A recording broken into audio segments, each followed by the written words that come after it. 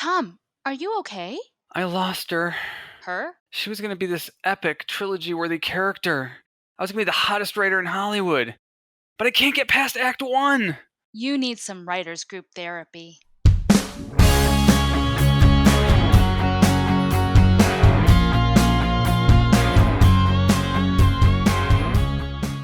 Hello and welcome to Writers Group Therapy. I'm Tom. And I'm Roshni. We're writers helping writers. Are you ready for your session? The doctors are in. And if you like what you hear, subscribe and share this with your friends. You can find us online at writersgrouptherapy.com and also at WG Therapy. Personally, for me, online, you can find me at Roshni Lumino and at Moonlily Music on Instagram. And I'm Tom_Loveman on Instagram and Tom Loveman on Twitter. I never remember the Twitter thing. Oh, that's okay. So today we have with us Gustavo Sampaio. He is a writer, producer, and the founder and director of the North Hollywood Cinefest. So he's here to talk to us about his movie Gaia and about the upcoming Cinefest in March. Hi, Gustavo. Hi, how are you? Great, glad to have you here. Thank you very much. Let's talk about the Cinefest first. This is pretty exciting. How long has it been going on, and what's your whole goal behind starting it, and that kind of thing? Well, I started it in 2014, so this is technically the sixth annual event, and we started doing it for 4 days, 6 years ago. Now we're up to 9 days with a festival, so we've been growing every year a little bit.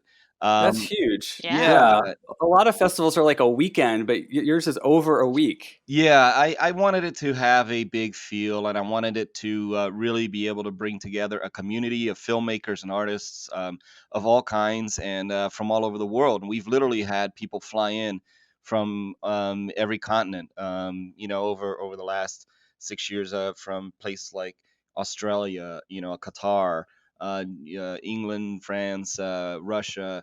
I mean, there's numerous different countries, and it's very exciting to see that. Actually, it puts a lot of responsibility on me too, and in my opinion, because I want to make sure that people are flying from so far away, and that they have a great experience as well. So, we like to do things in a way that is a complete feel for the filmmaker in a festival environment. So, we close down a sidewalk. We do a red carpet event on opening night.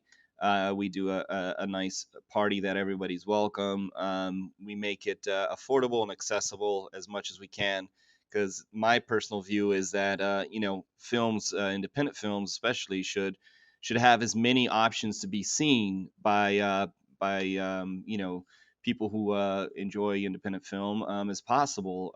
And so we do not require premiere statuses, not even from features necessarily, although we like the excitement of it. It's just if the film is great and it deserves to be shown, then we want to be able to show it, and bring an audience. And we've been successful with it. I mean, we've shown films that had played in a festival a month before ours, and then we still had like a huge turnout. I think in large part because of the energy that I always try to push forward to all our filmmakers, and to get really excited about being a part of this event. And I think it translates really well. Very cool. And Cinefest is all genres, right? Yes, we do all the genres. We do on a couple of years we had one night where we were calling it horror night, and it was a lot of fun because it always draws like this great group of audience. But the thing is that last year we actually had so many great horror films, and because within horror there's many different types, right? You have the comedies, you have more dramatic ones, you have more suspenseful ones, and so we actually spread it around over 2 days. But we do all genres for sure. Comedy, family, dramas, you name it. Well, what is the venue for the festival? So we play at the Laemmle Theater in North Hollywood, the Laemmle NoHo 7. It's a 220 seat screen room with a giant screen with amazing sound. I mean, it's an incredible experience for independent filmmakers. that's one of the things that for me was really important from day one. I had been to a lot of festivals in Los Angeles where um, there were some makeshift rooms with this, screening situation off a laptop or off of something that wasn't very reliable, and the quality was never great. Things were uncomfortable, and I never really enjoyed that experience. So I really wanted to do it in a theater. I really wanted to give the best quality possible, and that's really what we've been working for since the very beginning. And we strive to always make it bigger and better as much as possible. But always thinking about how the filmmaker will ultimately enjoy it, but also get the most out of it. Whether networking or just meeting other people. I mean, there's been several filmmakers, including myself, by the way, who have worked with people they met at our festival. And so it's really amazing to see that, to see that community coming together, and people doing amazing work together year after year. Wow. So, okay, this might be a bit of a long question here, but on average for the festival, how many submissions are you wading through?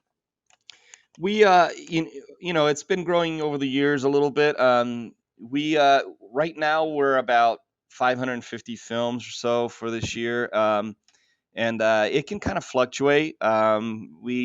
We've had in the beginning, we were down around 300, and we've had roughly like closer to 600 was probably like our top, and we're probably going to be around that when you include also the films that we do for the high school, because that's the other thing. We do a high school awards for the city of Los Angeles. The Councilman Paul Krikorian from North Hollywood, he sponsors this basically this aspect of our film festival where we accept several high school films up to 10 minutes in length, and we review them and award the top three. And so we usually get 100 films, sometimes more, from these high school kids, and it's Wow. pretty amazing to see some of the work they're doing. Really, there's a couple of films in there that rival some of the more professional level ones. So it's really nice to see that. So you get, let's say, 600 submissions. We'll take the high school one out of it for now. So just 600 worldwide. And then you narrow it down to how many? Well, because we're 9 days now, we have more time and more slots. The short films, obviously, there's short films that are 2 minutes long. There's others that 30 minutes long. So right now, I don't have an exact count, but it's definitely Hmm. going to be over 100 films in Okay. total when you consider features and shorts together, in documentaries and all that. I mean, everything. It really becomes a lot. I mean, part of the reason I wanted it to be 9 days this year was because of the fact that we've been getting over the years so much great work that it's really hard to turn away those films. And so I wanted to have more time to show more films. So, I mean, you're still narrowing down, a very small amount. Yeah. So those films that you choose, the 100 out of 600 or whatever, what of those films stands out to you? How do you know that that one has to go in your festival? Well, I always tell all the filmmakers during our festival every year, and I say that to me, and I believe that this should be the way for most festivals. Is the two most important things are story and performance. If you have Hmm. a well written story, an interesting story, and you have actors who really pull it off and do an amazing job, then people can forgive. Maybe some production value that may not be as high level as some other films you may see in the festival, but it needs to entertain. And so if you have a great script but the actors are not quite as um, good at expressing and at performing for those roles, then your film is going to hurt. And you could have the greatest actors in the world, and if the writing isn't there, if the script isn't there, and I've seen this many times. I've seen actors that I personally know, that I've seen either from our festival or or just on a personal level, that I've seen their work, and they do these amazing things, and then they'll show up in a film and they just kind of fall flat. And part of it is in the writing. They can't Mm. get into the story. They can't really become that character because they don't believe it. And it becomes very, very clear. So story and performance, absolutely number one. But these days, because of the fact that technology is so accessible now, and inexpensive compared to what it used to be, it becomes easier for you to have higher quality, looking films, production value, especially in Los Angeles, because there's so much talent here, and especially in North Hollywood because it's such an artist community. So when you're talking about post production and all those things, it you have options to really make your film stand out on that level as well. But if the story and the performances aren't there, your film probably won't go too far. We've definitely not accepted films that were beautiful looking, but that just didn't have, the story that you could really latch on to. I was going to say, you know something about that because you are also a writer and filmmaker yourself. Yes. Yeah, and you have a film that's been doing festivals already around the world, right? Yes, we I did a short film called Gaia, and it's a proof of concept actually for a feature film. So it was about 18 minutes long, and I submitted to a number of festivals, and it's doing pretty well. There's a festival in Europe that actually gave us an audience award for it, and we I was actually a little bit uh, conservative in my submitting the film around the world, only because I made it first and foremost as a proof of concept that I wanted to pitch around, but because of the success it's having in festivals around, it's actually helping me a lot. So I'm starting to get a little bit more aggressive uh, to send it out, and also to start writing and developing the feature film version of it. That's cool. Yeah, we actually did a whole podcast episode on shorts that became features. So that's a lot of Yeah. people do that now. We did it with our film Reclamation, that kind of stuff. So when are tickets on sale for the NoHo Cinefest?